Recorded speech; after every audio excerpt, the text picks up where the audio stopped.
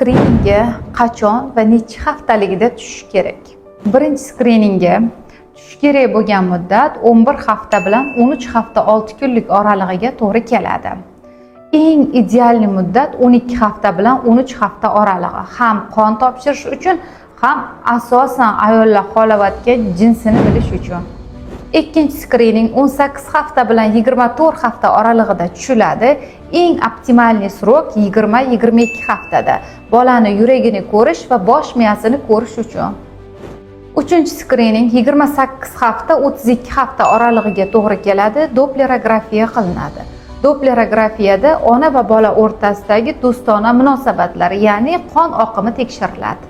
Eng asosiy joyi, qiziq joyi skriningga o'z vaqtida kelish kerak va tug'ruqdan oldin, albatta 1 hafta oldin tug'ish muddatidan, ya'ni 38 haftaligida servikometriya, sheykani o'lchash va bolani og'irligini o'lchatib qo'ygan maqsadga muvofiq. Bu videoni qachon skriningga tushsam ekan deb yurgan qizlarga yuborib qo'ying.